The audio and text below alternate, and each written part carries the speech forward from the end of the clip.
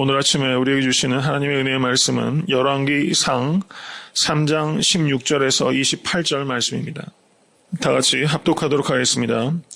때에 창기 두 계집이 왕에게 와서 그 앞에 서며 한 계집은 말하되 내 주여 나와 이 계집이 한 집에서 사는데 내가 저와 함께 집에 있으며 아이를 낳았더니 나의 해산한 지 3일에 이 계집도 해산하고 우리가 함께 있었고 우리 둘 외에는 집에 다른 사람이 없었나이다. 그런데 밤에 저 계집이 그 아들 위에 누움으로 그 아들이 죽으니 저가 밤중에 일어나서 계집종 나의 잠든 사이에 내 아들을 내 곁에서 가져다가 자기의 품에 누이고 자기의 죽은 아들을 내 품에 뉘었나이다. 미명에 내가 내 아들을 젖 먹이려고 일어나 본즉 죽었기로 내가 아침에 자세히 보니 내가 낳은 아들이 아니더이다 하매 다른 계집은 이르되 아니라 산 것은 내 아들이요 죽은 것은 내 아들이라 하고 이 계집은 이르되 아니라 죽은 것이 내 아들이요 산 것이 내 아들이라 하며 왕 앞에서 그와 같이 쟁론하는지라. 왕이 가로되 이는 말하기를 산 것은 내 아들이요 죽은 것은 내 아들이라 하고 저는 말하기를 아니라 죽은 것이 내 아들이요 산 것이 내 아들이라 하는도다 하고 또 가로되 칼을 내게로 가져오라 하니 칼을 왕의 앞으로 가져온지라. 왕이 이르되 산 아들을 둘로 나눠 반은 이에게 주고 반은 저에게 주라. 그 산 아들의 어미 되는 계집이 그 아들을 위하여 마음이 불붙는 것 같아서 왕께 아뢰어 가로되 청컨대 내 주여 산 아들을 저에게 주시고 아무쪼록 죽이지 마옵소서 하되 한 계집은 말하기를 내 것도 되게 말고 내 것도 되게 말고 나누게 하라 하는지라. 왕이 대답하여 가로되 산 아들을 저 계집에게 주고 결코 죽이지 말라. 저가 그 어미니라 하매 온 이스라엘이 왕이 심리하여 판결함을 듣고 왕을 두려워하였으니 이는 하나님의 지혜가 저희 속에 있어 판결함을 봄이더라. 아멘.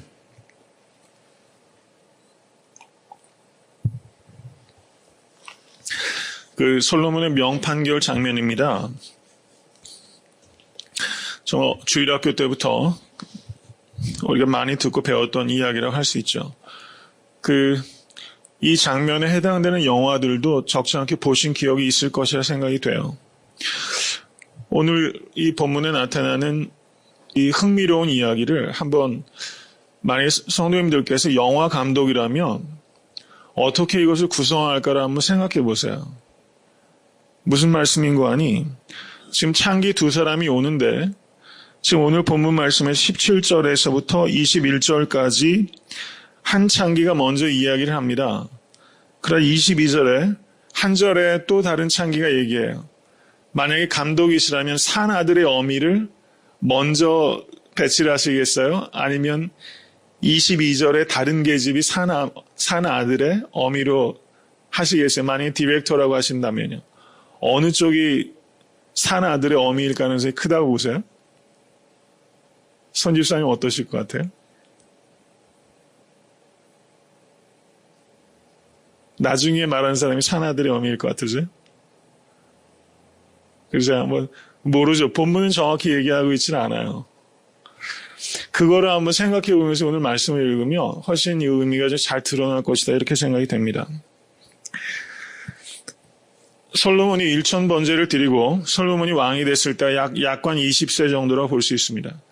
예전에 고대 사회에서 왕들은 심지어 10살도 되기 전에 왕이 되는 사람들이 우리 한국 역사에도 많이 있었고 전 세계 역사를 보면 10살도 안 되는 어린 나이에 왕이 오르면 그러면 다른 사람이 섭정하다가 나이가 한 20살 때쯤 되면 통치를 시작한 일들도 많이 있었습니다. 요시야 왕도 8살 때 위에 올랐어요. 그러니까 솔로몬이 20살이라는 것은 적다고 하기도 어렵고 그렇다 많다고 하기도 어려운 나이입니다. 근데 솔로몬이 자기의 부친이 다윗이었잖아요. 그러니까 부담이 더 큰 겁니다. 부친이 형편없이 정치를 했으면 아들이 부담이 덜했을 텐데 부친이 성군 아닙니까? 그리고 사실상 이스라엘에 사울이 있었지만 이스라엘의 첫 번째 왕이다 이렇게 볼 수도 있는 거죠. 이 솔로몬의 부담이 엄청났을 겁니다. 더군다나 장자도 아닙니다. 그래서 솔로몬이 그 막중한 책임감과 부담을 가지고 1000번제를 쌓고 지혜를 구한 것은 정말 그럴 수밖에 없는 상황입니다. 나는 작은 아이라 출입을 알지 못한다. 이게 솔로몬의 진심입니다. 하나님께 지혜를 구했고 하나님께서는 지혜를 주셨고 그리고 구하지 아니한 많은 것들을 주셨어요. 그리고 이제 오늘 본문입니다. 그래서 오늘 본문의 문맥을 보면 하나님께로부터 받은 지혜를 솔로몬이 지금 처음으로 사용하고 있는 거예요. 처음으로 사용하고 있습니다. 그런데 그 사용을 누구에게 하고 있습니까? 두 명의 창기에게 그 지혜를 사용하고 있어요. 우리가 지혜를 어디에 사용해야 합니까? 그 당시에 창기는요, 사회에서 지금도 마찬가지죠. 여자로서는 사회에서 가장 천시받는 사람, 가장 연약한 사람, 자기를 보호할 수 있는 게 하나도 없고 셀프 이스템이 가장 바닥인 사람이라고 할 수 있습니다. 하나님으로 받은 지혜를 가장 이 주변에 있는 사람, 가장 변두리에 있는 사람을 위해서 이 지혜를 사용하고 있다는 겁니다. 이것은 우리가 우리의 지혜를 가지고 누구를 위해서 사용해야 될 것인가를 오늘 이 본문의 문맥은 간접적으로 그것을 우리에게 가르쳐주고 있다는 사실입니다. 사회적인 약자, 소외받은 자, 버려진 자, 아무 힘이 없는 자, 가난한 자들을 위해서 우리에게 주신 지혜를 사용해야 되지 않겠는가? 이것을 성경 문맥을 통해서 우리에게 가르쳐주고 있다. 이렇게 볼 수 있다는 것입니다. 고대 사회 매춘부들은 거의 대부분 그런 사람입니다. 너무 부모가 가난하기 때문에 부모가 팔아버린 딸들이에요. 이런 사람들이 매춘부가 됐습니다. 혹은 전쟁포로가 된 여자들, 이 매춘부로 일을 했습니다. 요즘과는 조금 차이가 있을 거예요.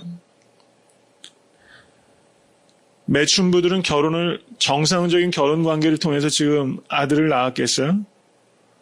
결혼할 기회를 갖지 못합니다. 그리고 아마 이 두 명의 창기들은 여기 아비가 등장하고 있질 않아요.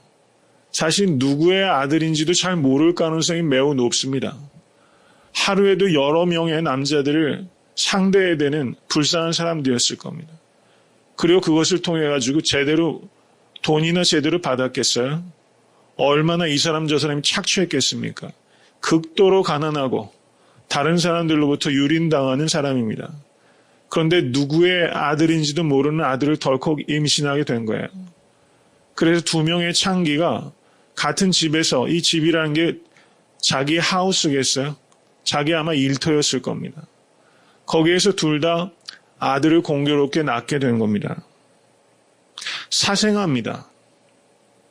아비가 없이 태어난 아들입니다. 이 아이들의 운명도 극빈자로 살아가서 사회에서 최하층 부류로 살아가게 될, 세상적으로 보면 저주받은 운명을 가지고 태어난 아들이었어요.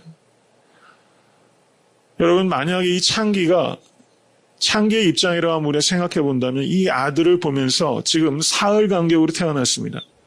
이 아들을 보면서 그 마음이 어떻겠어요? 이 창기들은 세상에서 부모로부터 버려진 여인들입니다. 외로운 사람이에요. 어디 정부 칠 데가 하나 없는 사람이에요. 그렇지만 누구의 씨인지도 모르지만 아들을 가졌는데 내가 유일하게 정부 칠 수 있는 피부치입니다. 얼마나 기뻤겠어요. 그리고 한편으로는 얼마나 슬펐겠습니까? 아들을 보면서 만감이 교차했을 거예요. 이런 상황이 있을 수 있다는 겁니다. 충분히 그렇지 않습니까? 어쩌면 서로를 바라보면서 이 창기 둘은 똑같은 운명에 처한 서로를 보면서 기뻐했을지도 몰라요. 그런데 상황이 급변한 겁니다. 아이를 품고 있다가 아이가 그러면 질식사한 거예요. 이런 일들이 지금도 왕왕 벌어집니다. 그걸 한번 생각해 보세요. 지금 두 사람이 그래서 집에서 옥신각신 했겠죠. 머리끄댕이를 잡고 싸웠을지도 모릅니다. 그런데 결국은 해결이 안 되니까 여기 보시면 본문의 18절 보시기 바랍니다. 우리 둘 외에는 집에 다른 사람이 없었나이다. 제3자가 중간에 중지해 줄 만한 사람이 없었어요. 객관적인 증거가 없다는 겁니다. 여기에서 그러면 솔로몬에 가서 이 문제를 풀자고 적극적으로 나섰을 사람이 산 아들의 어미겠어요? 죽은 아들의 어미겠어요? 저는 산 아들의 어미였을 거라고 생각해요. 왜냐하면 이 사람은 이런 상황을 계속 견딜 수 없으니까요. 더 적극적으로 이 문제를 해결하려고 한 사람은 저는 산 아들의 어미였을 것 같아요. 제가 만약에 영화 감독이라면 그렇게 해야지 더 말이 될 것 같다는 생각이 듭니다. 그리고 17절부터 21절까지 이야기를 저는 이게 산 아들의 어미가 먼저 이 길게 얘기한 사람. 왜냐하면 그만큼 마음이 불타오르기 때문에 이 상황을 견디지 못했기 때문에 제정신이겠어요. 그래서 이 앞에서 17절부터 21절까지 이야기한 사람이 산 아들이 어미였을 것이다. 저는 개인적으로 그렇게 이해가 됩니다. 이거야 성경이 직접적으로 얘기하지 않으니까 이건 그냥 제가 생각하는 것이죠. 한편으로는 이 사악한 창기를 한번 생각해 보세요. 얼마나 사악합니까? 같은 처지에 있는 사람을 사실 위로하면서 살아야 되는데 같은 처지에 있는 사람이 서로 못 죽여서 안달해요. 저는 이 사악한 창기를 보면서 이게 인간의 죄성이다 이런 생각이 듭니다. 얼마나 사악합니까? 내가 못 갖는 것 너도 못 갖게 한다 이거죠. 이런 마음이 우리 가운데 사실은 뱀처럼 또아리를 치고 있다는 것을 우리가 보게 됩니다. 이런 마음이 우리에게 정말 없는가? 생각해 보면 우리 마음에 이런 악이 있다는 것을 우린 보게 됩니다. 남 잘 되는 것을 못 봐요. 내가 못 가지면 상대방도 못 가져야 됩니다. 내가 실수한 걸 가지고 다른 사람도 똑같이 당해야 된다고 이 악한 마음을 품고 사는 사람들이 얼마나 많은지 몰라요. 세상에 이런 살풍경이 있습니다. 지금 솔로몬 앞으로 가지고 간 이 송사가 사실상 이 세상에서 비일비재하게 벌어져요. 법정에서 증거 찾아가지고 난리 아닙니까? 지금 이런 상황이 벌어져요. 이 이야기 자체는 상당히 우화처럼 들리지만 사실은 이것이 세상에서 끊임없이 벌어지고 있는 송사입니다. 솔로몬의 입장에 서 있었다면 이건 정말 난감한 일이었을 거예요. 이제 왕으로서 이제 통치를 시작하는데 첫 번부터 큰 문제가 걸렸죠. 우리가 솔로몬의 입장이라면 첫 번부터 큰 어려운 시험 문제를 받은 것과 같습니다. 근데 솔로몬은 여기에서 당황하는 기색이 없어요. 솔로몬은 어떻게 합니까? 이 상황을 직시하고 칼을 가져오라고 이야기를 하죠. 그리고 아이를 둘로 베라라고 말합니다. 이것은 굉장히 신중하면서도 과감한 결정입니다. 지혜는 이 두 가지를 조화롭게 이루는 것이 지혜입니다. 과감하기만 하고 신중하지 못한 것을 지혜라고 할 수 없고 신중하기만 하고 과감하지 못한 것을 지혜라고 할 수 없습니다. 이 지혜란 이 두 가지를 겸비하는 겁니다. 과감하면서도 신중하게 이 솔로몬이 그렇게 이야기를 하게 되는 겁니다. 우리가 현대의 문제라면 이거 유전자 감식하면 문제가 간단하게 풀리죠. 근데 그렇게 할 수 없는 상황에서 제3자가 증인을 없는 상황에서 솔로몬은 정말로 묘수를 그 지혜를 사용한 것입니다. 그랬더니 잘 아시는 대로 산 아들의 어미는 그 아들을 살려달라고 얘기합니다. 그리고 내 주여 산 아들을 저에게 주시고 아무쪼록 죽이지 마옵소서. 그러자 다른 계집은 말하기를 내 것도 되게 말고 내 것도 되게 말고 나누게 하라 하는지라 이렇게 말하고 있습니다. 실제 우리가 살고 있는 시대에 굉장히 이혼하는 가정이 많습니다. 그때 아버지와 어머니가 친권 소송 많이 하죠. 실제 이거랑 비슷한 상황이 많이 벌어지고 있어요. 실제 이런 문제들이 엄청나게 많이 벌어지고 있습니다. 현대판 솔로몬의 재판이라고 할 수 있는 가정법원에서의 일들이 엄청나게 많이 벌어집니다. 그리고 교회 내에서도 객관적인 물증이나 객관적인 증거를 댈 수 없는 얼마나 많은 다툼들이 사실 교회 안에도 있고 교회 안에 문제 가지고 세상 법정으로 가는 일들도 사실 비일비재하게 많아요. 이에 당사자들 가운데 충돌이 굉장히 많습니다. 우리가 오늘 본문을 통해서 생각할 수 있는 것은 우리가 교회의 영적 리더들, 그리고 가장들, 그리고 직장의 책임자들을 위해서 그분들에게 지혜를 주실 것을 위해서 기도해야 될 필요성을 우리에게 알려주고 있는 것입니다.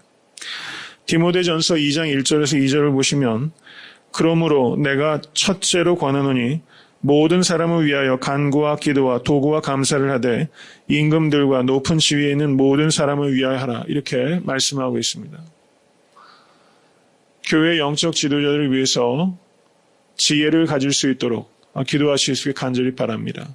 그래서 성도님들이 지혜를 가질 수 있도록 하나님께 구하실 수 있게 간절히 바랍니다.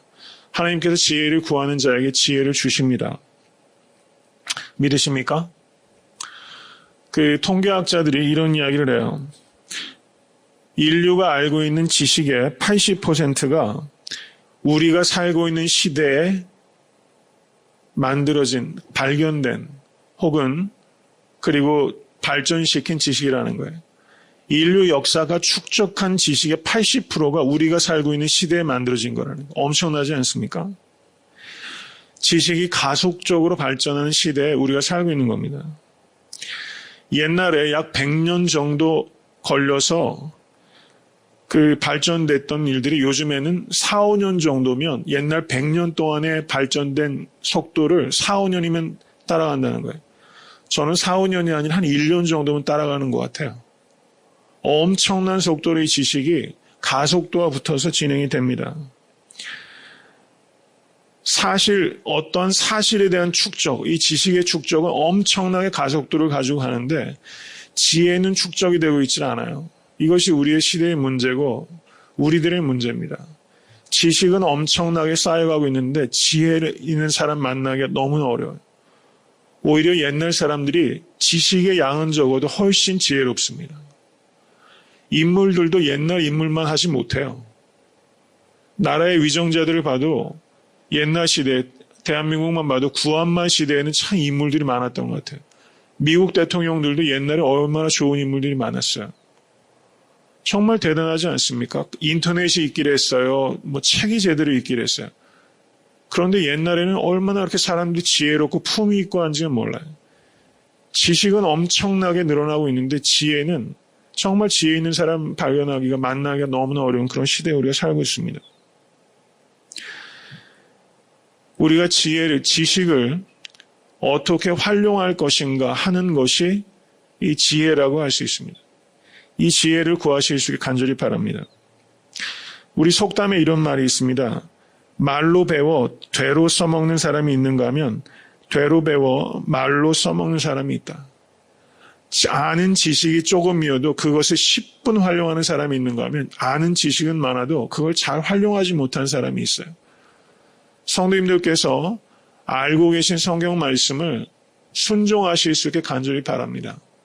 성경 말씀을 지식적으로는 많이 알아도 그것을 실천이 적으면 이거는 참으로 지혜롭지 못하고 우준한 것이라고 할 수 있습니다.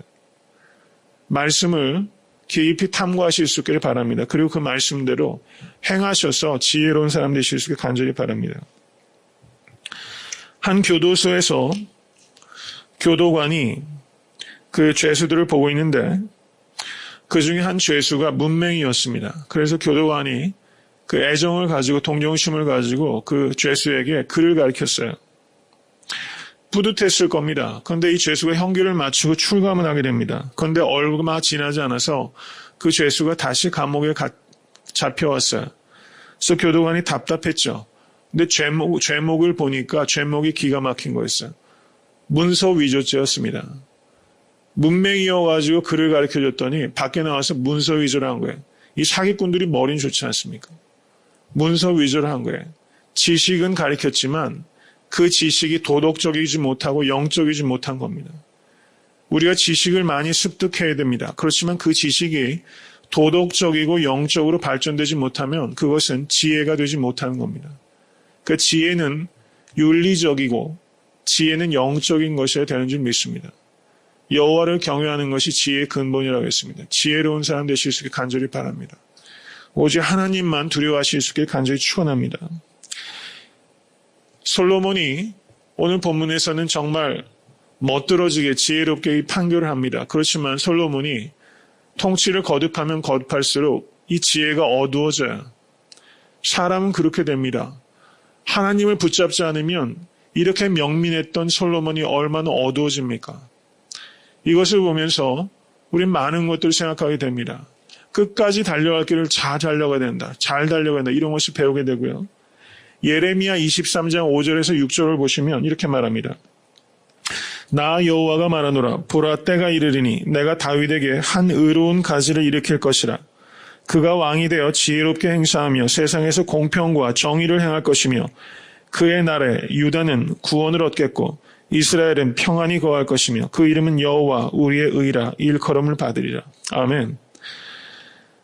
한 의로운 가지가 다윗에서 난다고 했습니다. 의로운 왕 예수 그리스도에 대한 예언입니다.